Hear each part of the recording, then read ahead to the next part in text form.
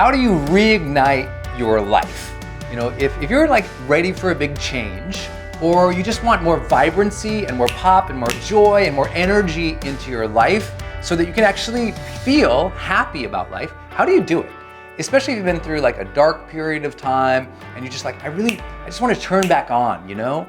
Maybe you've come through a breakup or a divorce, or you've started a new business, or you just recognize like, hey, for the last 6 months, you've kind of sucked. You know, life has just not been good. It's just been like upsetting, and you're like, I need something new. I need to revivify. You know, you're in that place where you're like, I just need some new pop in my life, Brendon. How do I reignite? Well, some of you guys know I did a whole course on this with the Oprah Winfrey Network back in the day, but I've been really thinking about it lately because so many people are asking, like, okay, I feel like so much negativity. I want more positivity and joy in my life, but I also need a change, because a lot of people right now, they're in transition. You know, they had this part of their life and now the career changed. And they're like, oh, I'm in this part of my life. And they want to do it better. So this still applies to you. So how do you reignite your life? I got 4 big ideas. I call it the 4 Ps. Okay. The first way to reignite your life is not to have a midlife crisis and become a metaphor. Okay. What I mean is that most people, what they do is they think, well, I must have to move. I got to move to a whole new location. I see, Brendon, you moved to Puerto Rico. It's great. I guess I got to move my life. No, my life was already ignited. I didn't have to move somewhere to find it. You don't have to be in a new relationship, start a new career, move to that new town.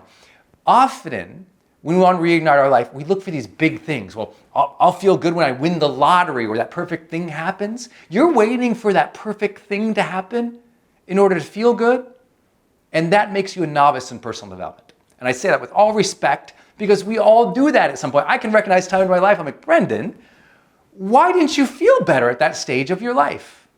Because I wasn't using my mind well.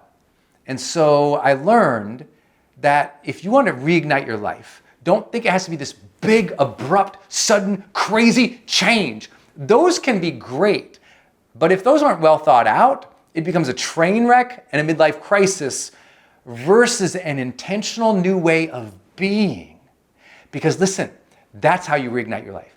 An intentional new way of being. And that's what these 4 Ps are really going to be about. A new way of being for you. We don't have to change your marriage or your career. I'm not saying those things might not need to change, but you can reignite your life by starting with these 4 Ps. The first P is presence. Learning to be more present in the moment, more mindful and appreciative of what you already have that you've been missing. So many people think that they need something new to make them feel good, when I'm like, but didn't you see what your child just did? How cute was that? Or didn't you just notice that you do have more abundance than 50% of the world?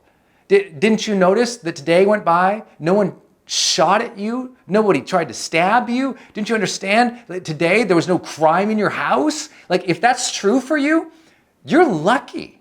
And what happens is we lose our perspective, and we become people who are always attached to the next moment or the previous moment, and we're not here. And I've always found that when you can learn to get in this moment, and you can breathe and use your breath to engage in this moment, and you can notice the small things in this moment and just be in the moment, that when I'm here in the now, in this moment, I will always be happier. I will always notice things. I will always feel a sense of connection with life. The reason a lot of people are unhappy and they feel like they have to reignite it is because they become disconnected. They become disconnected with themselves. They become disconnected in their relationship. They become disconnected in their career. And the only thing they're connected to anymore is their phone, right? The only time there's any presence when they're like, oh, and they've lost presence with the moment, with this breath, with this joy of being alive.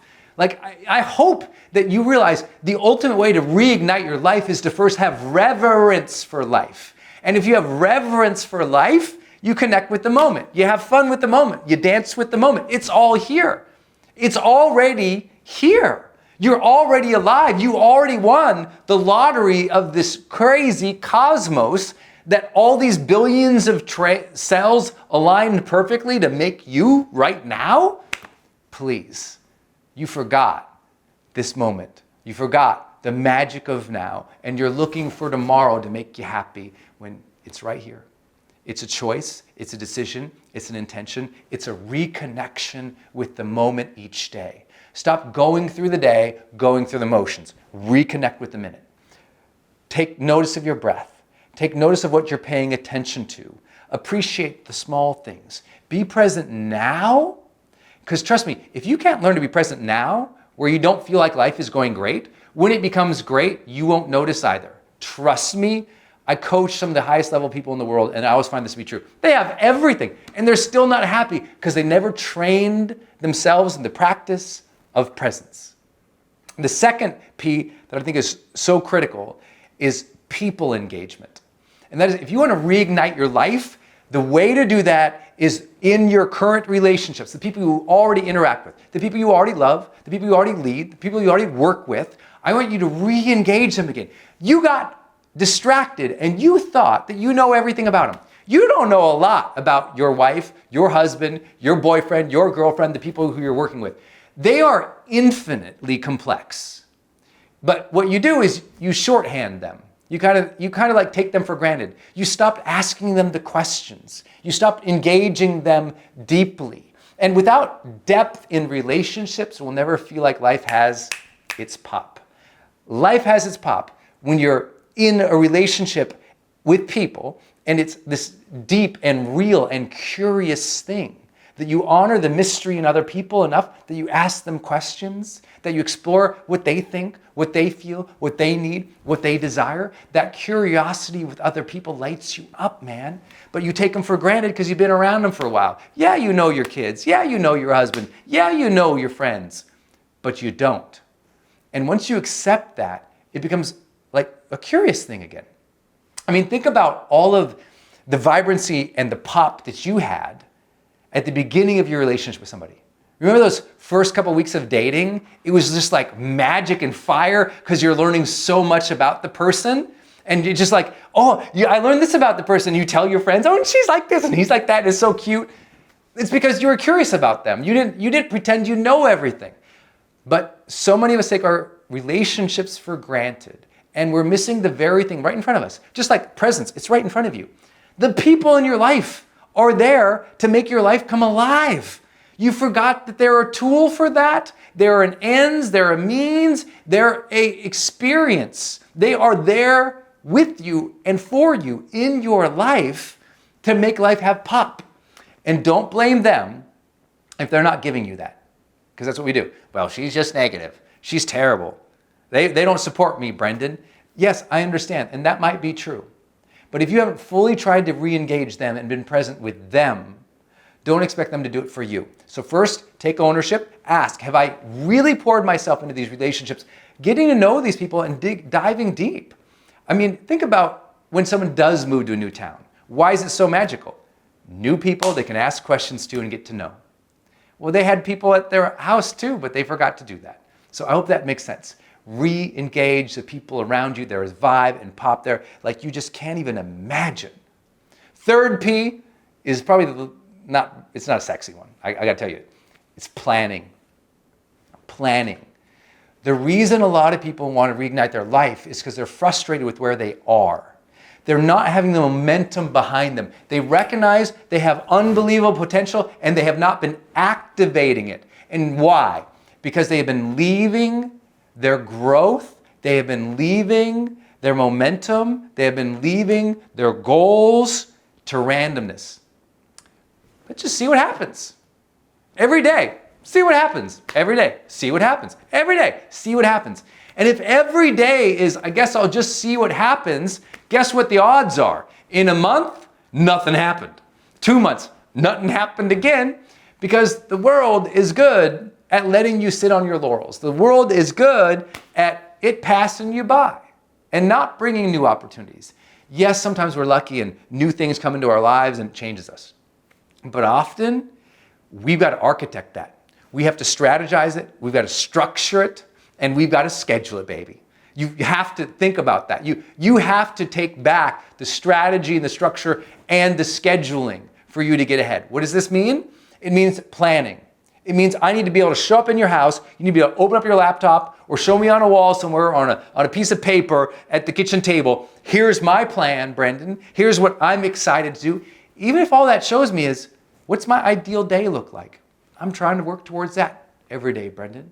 It doesn't have to be your mission to go to Mars. It can just be like, here's what an ideal day would look like for me. I'm going to hit it more often than not.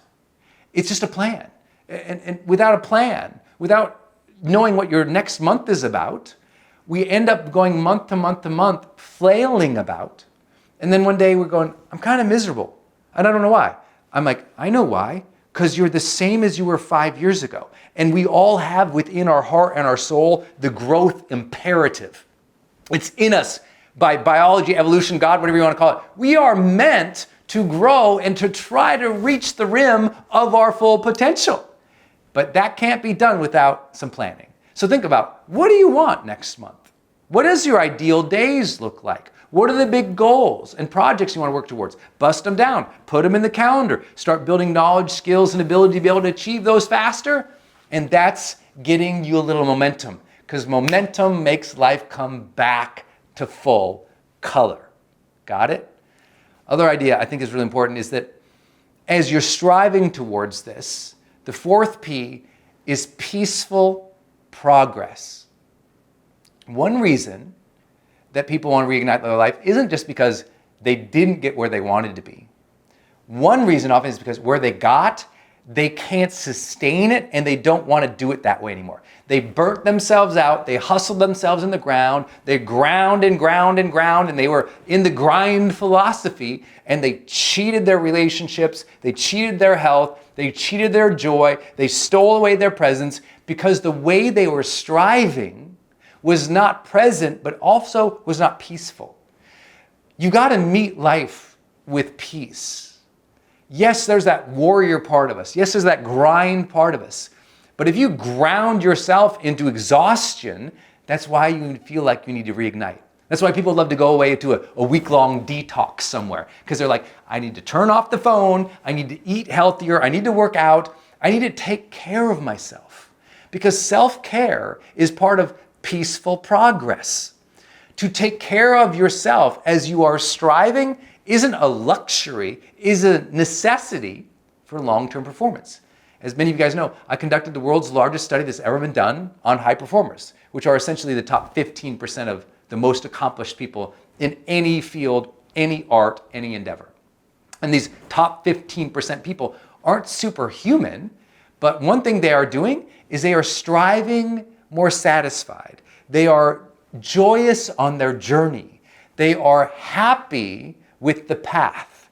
They're not waiting for the destination or the outcome, and they're not grinding themselves in the ground every day with work.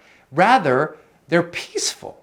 There's a sense of centeredness to how they are proceeding through life.